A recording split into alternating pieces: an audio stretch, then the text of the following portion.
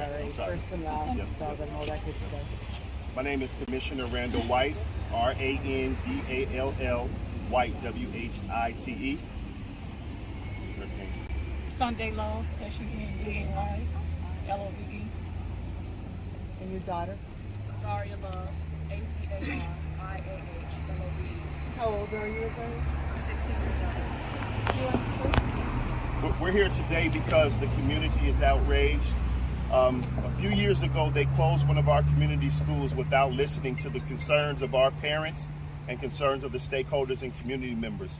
We told them that the action plan that they had to remove a school from our community would hurt this area, and this is the outcome today. There has been multiple fights. Last year, about 100 and so. This year, close to 30 in school just started. We have parents here, community members, and we're saying enough is enough. We're making a declaration to this school board and our South Suburban community that we're speaking truth to power, and we want our elected officials, those that we put in office, to listen to our concerns. We're not going to lose a child.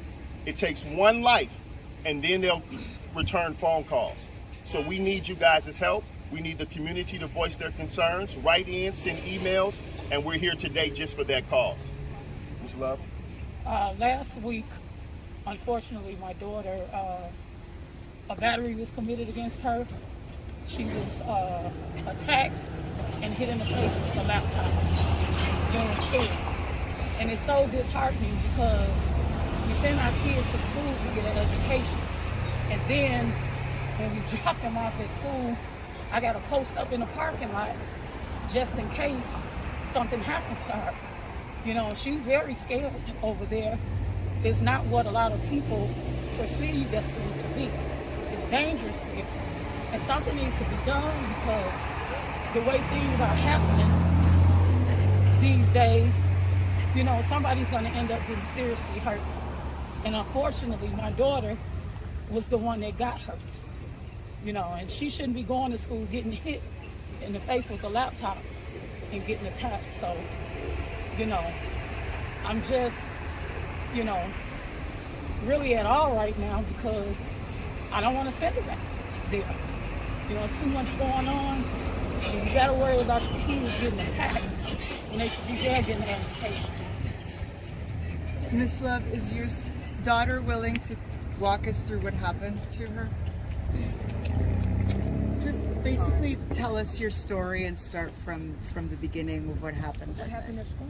Yeah. So I was leaving out class and Can you step a little closer to the mic? Be Yes, soft spoken.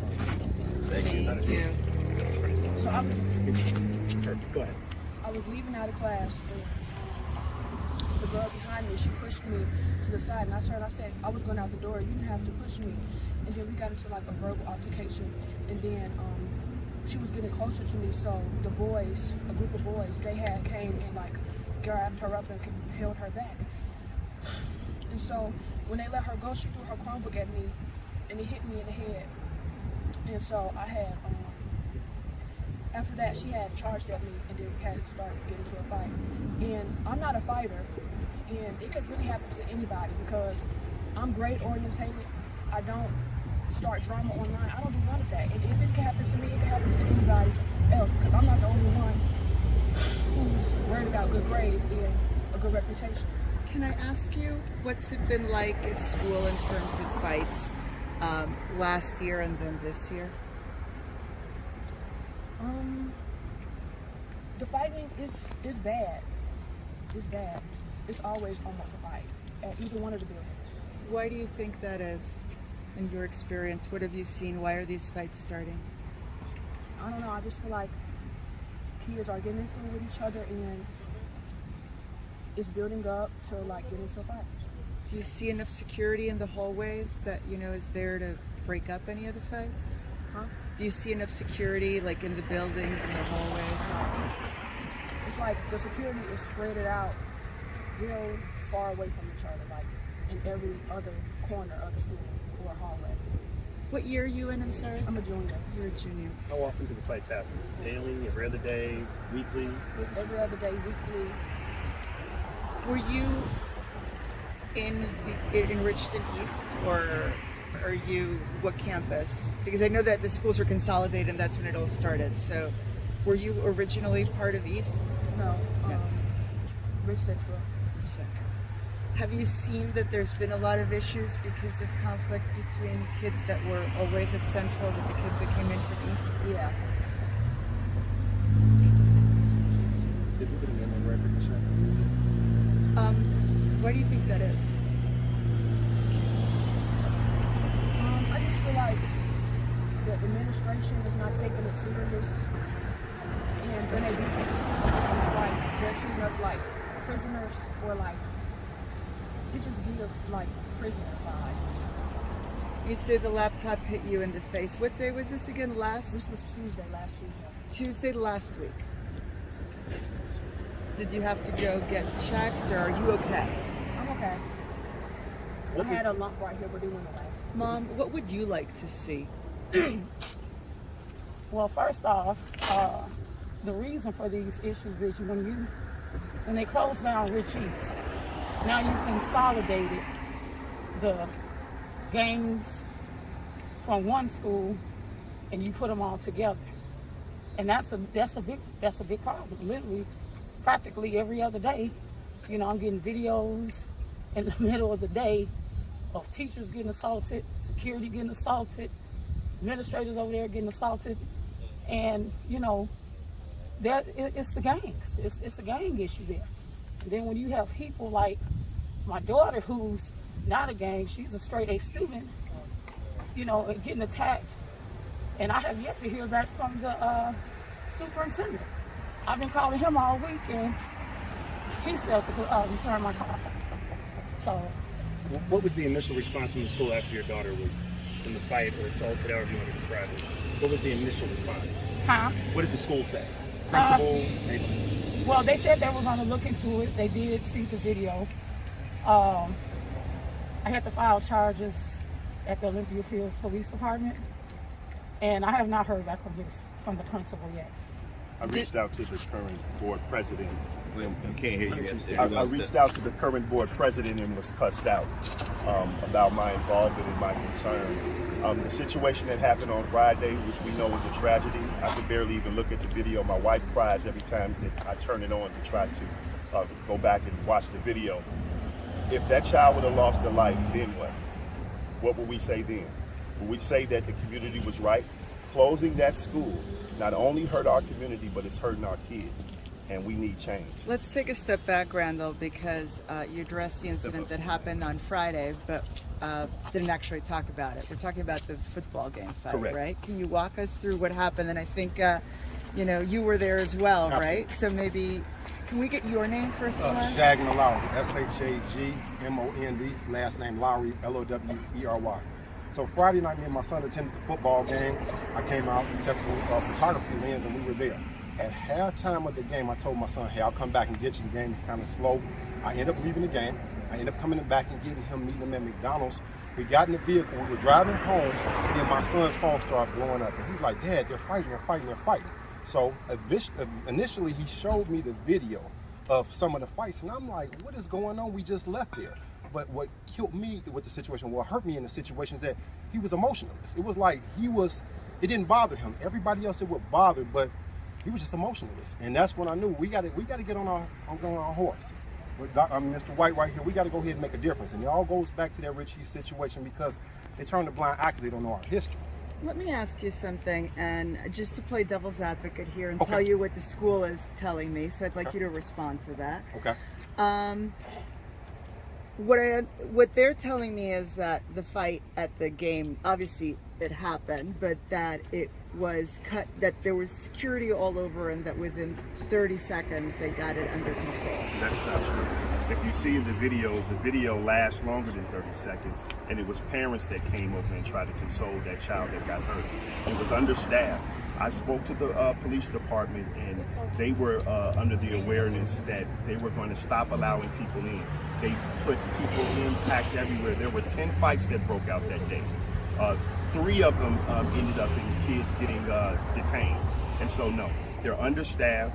Our hallways within the school are understaffed. We don't have enough security. They fired a security firm, brought in a private security firm. which I believe that's because it was some type of connection. They're not listening to anything that the community members have asked or have repeatedly begged them for help for.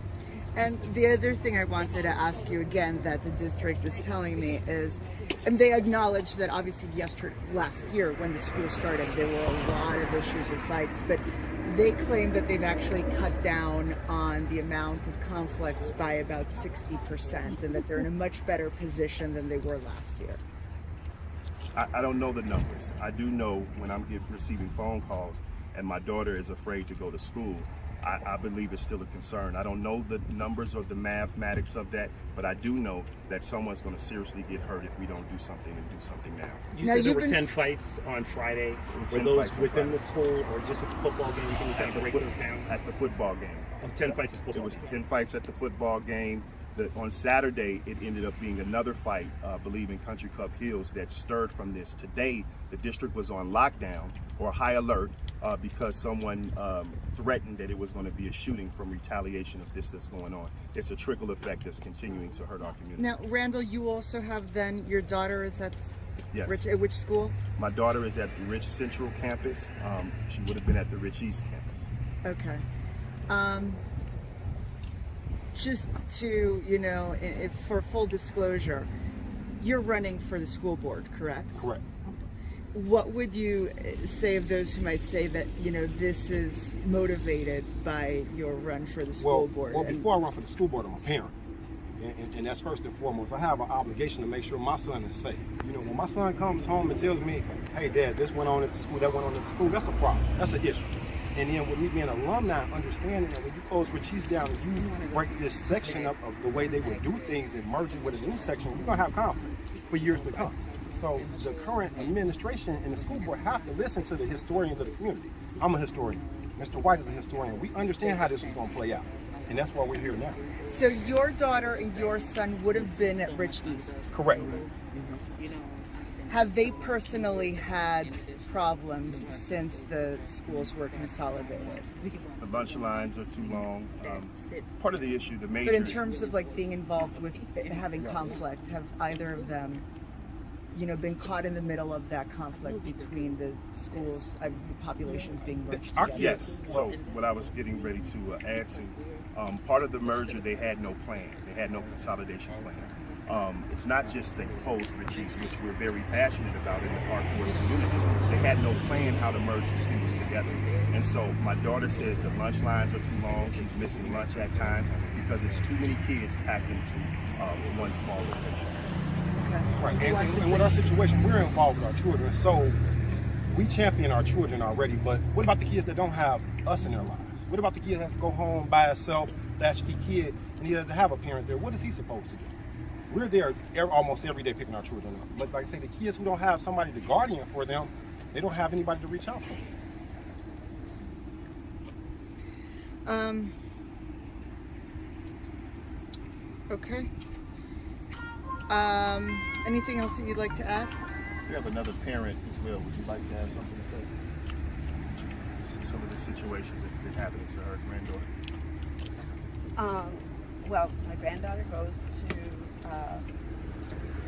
the Southland. She's enrolled in the honors program and the ambassador program. The schools, I'm an alumni of Rich East.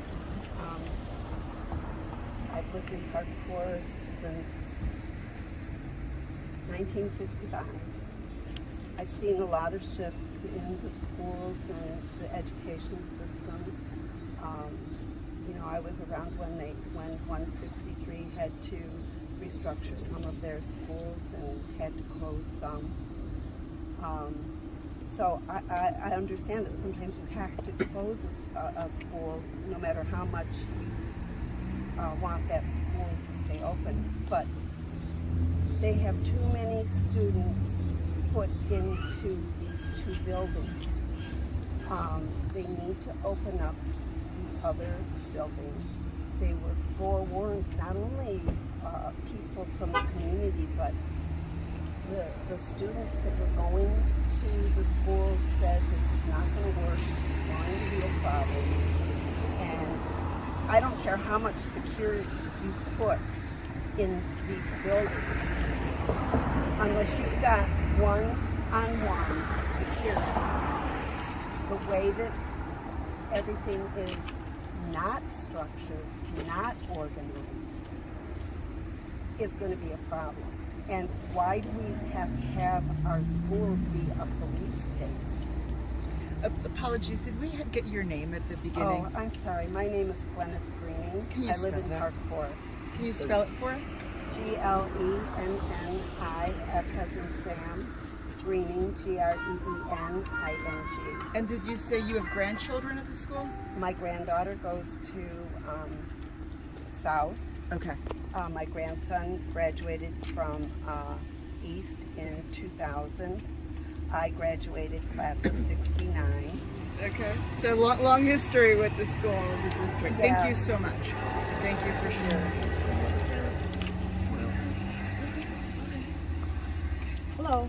Hi. My name is Terry Wilkerson. I have 3 children. at Spell Ridge it, South. Terry. Terry, T-E-R-I. Last name Wilkerson, W-I-L-K-E-R-S-O-N. I have 3 children at South. All of them would have been at East. 2 girls, 1 boy. 2 girls have been involved in incidences where they've been suspended. 1 was watching somebody get jumped, and she got jumped because she was standing there. I'm seeing a flawed system. It's overcrowded. It's understaffed. The security, whatever security they have in place now, are not being security guards. They're trying to be friends. We can't be friends with the ones we're supposed to supervise, the ones that we're supposed to be moving in and out. All three of my children were at the game Friday. I got there early just because I'm like, my children said come at 10:15. I said, yeah, okay. I came at 9:35. My daughter was calling me at 9:36 saying, Ma, can you please come on? It's a group of 20 girls standing there. It's about 10 security around them. Why aren't they breaking up this crowd? It's a lot going on and it's little being done. So that's my perspective. Open Rich East back up. You try to consolidate these kids, it's not working. It hasn't worked, and we're seeing the after effects of that, and it has to stop. We have to do something. If you close one school down, what was the option? There had to be something else. You didn't do anything else, and now it's like a project. Thank you. Thank you very much, Terry. Appreciate it. Thank you so much. Really appreciate you guys. your We time. appreciate you guys.